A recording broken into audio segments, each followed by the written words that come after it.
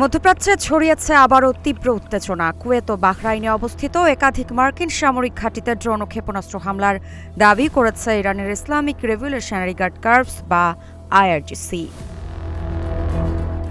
ইরানের রাষ্ট্রীয় সম্প্রচার মাধ্যম আইআরআইবির প্রকাশিত এক বিবৃতিতে বলা হয়েছে, আইআরজিসির নৌ ও বিমান বাহিনী যৌথভাবে এই অভিযান চালিয়েছে। হামলার লক্ষ্য ছিল কুয়েতের ক্যাম্প আরিফজান, আলী আল সালেম এয়ারবেস এবং বাহরাইনের শাইখ ইসা এয়ারবেস ও জুলফায়ের থাকা মার্কিন সামরিক স্থাপনা। আইআরজিসির দাবি, ইরানের দক্ষিণাঞ্চল ও পূর্বাঞ্চলে গুরুত্বপূর্ণ স্থাপনায় যুক্তরাষ্ট্রের সাম্প্রতিক হামলার জবাব হিসেবেই এই অভিযান চালানো হয়েছে। অন্যদিকে হামলার আশঙ্কায় ৯ জুলাই সকালে কুয়েত ও বাহরাইনে সতর্কতামূলক সাইরেন বাজানো হয়। কুয়েতের সেনাবাহিনী জানিয়েছে, তাদের আকাশ প্রতিরক্ষা ব্যবস্থা ক্ষেপণাস্ত্র ও ড্রোন প্রতিহত করতে সক্রিয় রয়েছে।